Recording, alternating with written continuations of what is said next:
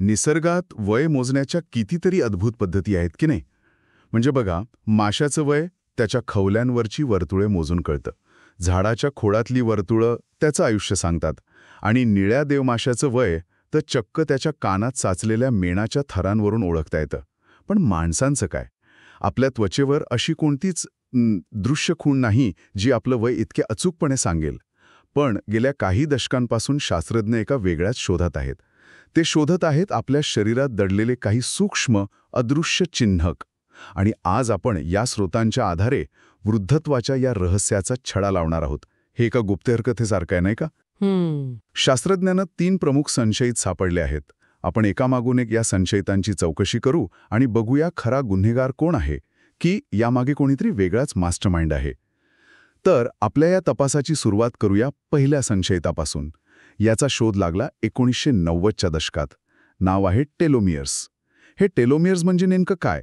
म्हणजे आपल्या डीएनएच्या धाग्यांच्या टोकांवर असलेली ही सुरक्षक टोपणं आहेत. जसं आपल्या बुटाच्या लेसच्या टोकांना प्लास्टिकचं कव्हर असतं तसं काहीसं. हो, ही उपमा अगदी योग्य आहे. या टेलोमियर्सचं मुख्य काम आहे आपल्या गुणसूत्रांना म्हणजे क्रोमोझोम्सना एकमेकांना चिकटण्यापासून वाचवणं. पण इथेच एक महत्वाची प्रक्रिया घडते. प्रत्येक वेळी जेव्हा आपल्या शरीरातील पेशी विभागली जाते तेव्हा या टेलोमियरचा एक छोटासा तुकडा कमी होतो.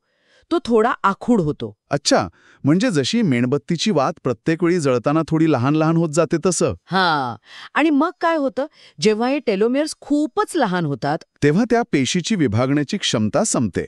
ती एका अशा अवस्थेत जाते जिथे ती आणखी विभाजन करू शकत नाही आणि अखेरीस मरते. याच कारणामुळे शास्त्रज्ञांनी सुरुवातीला टेलोमियर्सची लांबी हे वय मोजण्याचं एक महत्त्वाचं घड्याळ मानलं. जितके टेलोमियर्स लहान तितकं वय जास्त. पण स्रोतांमध्ये याला अपूर्ण चिन्हक म्हटलंय. असं का?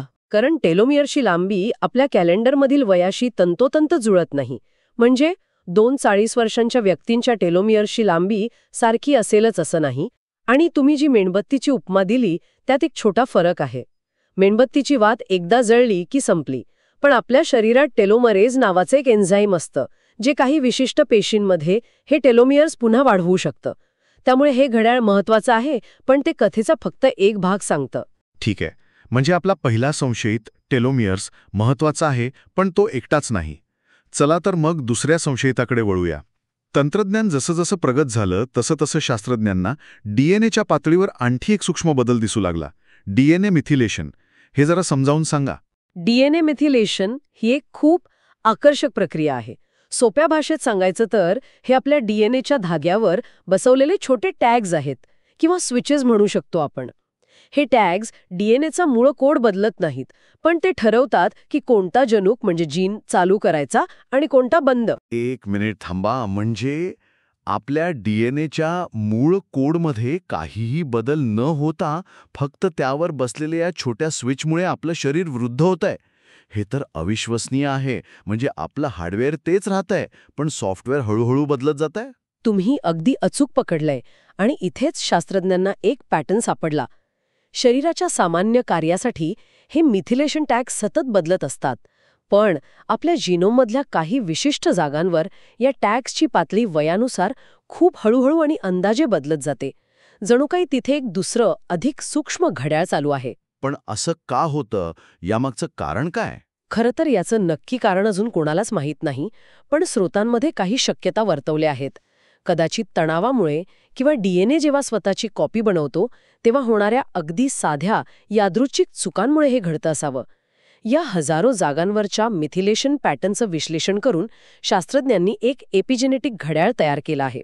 ठीक आहे, म्हणजे आपल्याकडे डीएनएच्या टोकांवरचं एक घड्याळ आहे आणि डीएनएच्या धाग्यावर बसलेलं दुसरं. ही दोन्ही घड्याळं पेशींच्या पातळीवर काम करतात. पण तिसरं चिन्ह तर संपूर्ण शरीरात फिरत असतं नाही का? तो आपल्या रोगप्रतिकारक शक्तीशी संबंधित आहे. हो, आणि हा तिसरा संशयित म्हणजे दाह किंवा सूज, इन्फ्लमेशन. साधारणपणे जेव्हा आपण आजारी पडतो किंवा दुखापत होते तेव्हा आपलं शरीर दाह निर्माण करणारी प्रथिनं तयार करतं. हा एक संरक्षणात्मक प्रतिसाद आहे आणि बरे झालो की या प्रथिनांची पातळी परत खाली येते. पण वय वाढल्यावर यात काय बदल होतो? जसं जसं आपलं वय वाढतं तसतशी या दाह निर्माण करणाऱ्या प्रथिनांची मूळ पातळी म्हणजे बेसलाईन लेव्हल पूर्णपणे खाली येत नाही, ती थोडी उंचावलेलीच राहते. याचा अर्थ शरीरात सतत एक कमी तीव्रतेचा पण कायमस्वरूपी दाह सुरू राहतो. या प्रक्रियेला श्रोतांमध्ये एक समर्पक नाव दिलं आहे, इन्फ्लमेजिंग, म्हणजे इन्फ्लमेशन आणि एजिंगचं मिश्रण. इन्फ्लमेजिंग, छानच आहे हे नाव. पण पुन्हा तोच प्रश्न, हे का होतं? ह्यामागेही अनेक शक्यता आहेत. एक म्हणजे आयुष्यभर आपण ज्या असंख्य रोगजंतूंचा आणि तणावाचा सामना करतो, त्यामुळे आपली रोगप्रतिकारक शक्ती सतत हाय अलर्टवर राहते. आणि दुसरं एक महत्त्वाचं कारण आहे सेल्युलर सेनेसन्स. सेल्युलर सेनेसन्स हा शब्द आधीही आला होता. हो, जेव्हा पेशी वृद्ध होतात आणि त्यांचं विभाजन थांबतं, म्हणजे त्यांचे टेलोमियर्स खूप लहान होतात, तेव्हा त्या मरून जात नाहीत. त्या तशाच पडून राहतात आणि दाह निर्माण करणारी रसायनं बाहेर टाकू लागतात. या पेशींना कधीकधी झॉम्बी पेशी असंही म्हणतात. झॉम्बी पेशी, अरे वा.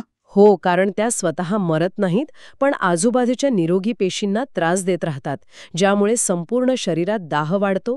आणि या दाहक प्रथिनांची पातळी मोजून शास्त्रज्ञांनी वय मोजण्याचं तिसरं घड्याळ तयार केलं आहे. वा, म्हणजे आपल्याकडे आता 3 संशयित आहेत: लहान होणारे टेलोमियर्स, DNA वरचे बदलणारे स्विचेस आणि शरीरात सतत धुमसणारा दाह.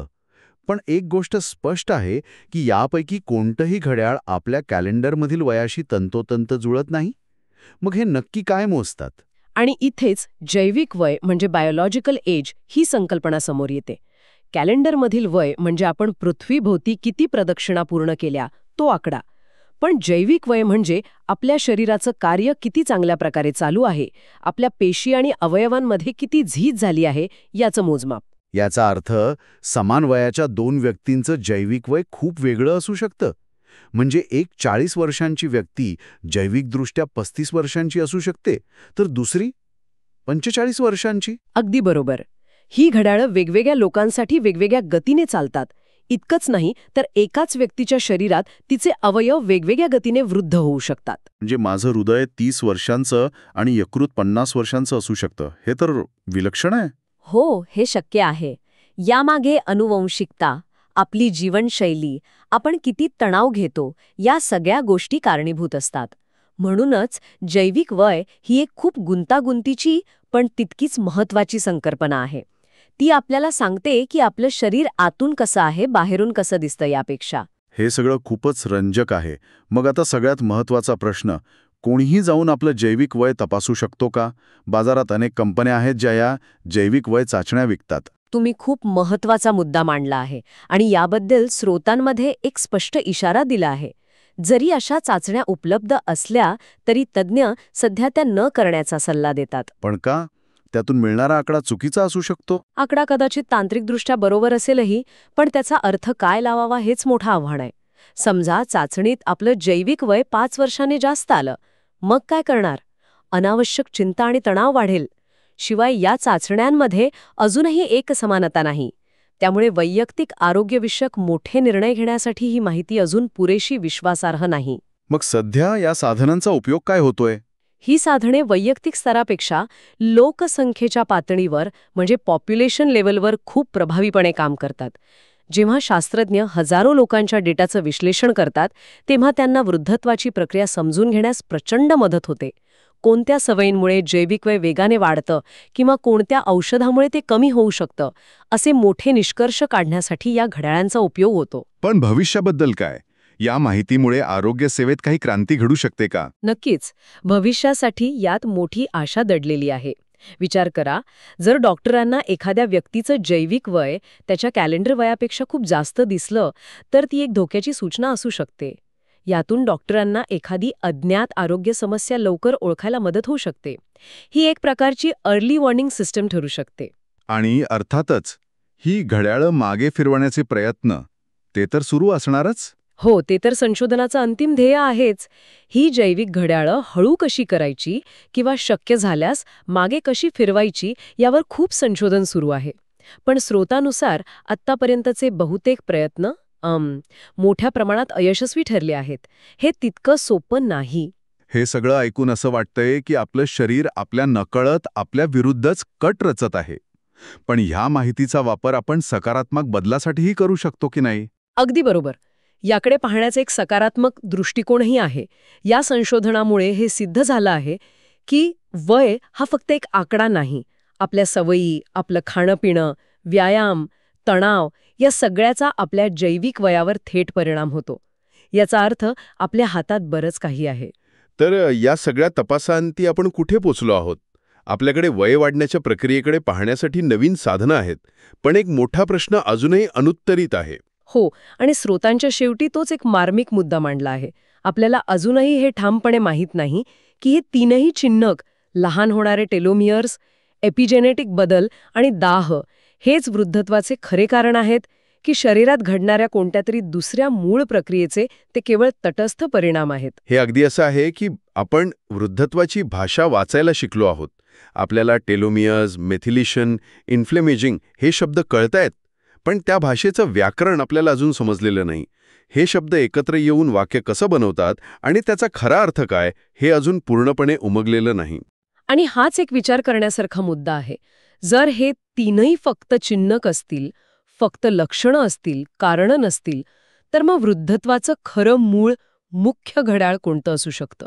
अशी कोणती एक मूलभूत प्रक्रिया आहे जिचं प्रतिबिंब या तीन वेगवेगळ्या घड्याळांमध्ये आपल्याला दिसतंय? तो मास्टर माइंड कोण आहे? याचं उत्तर या स्रोतांमध्ये नाही, जे आपल्यासाठी एक आकर्षक कोडं सोडून जातं.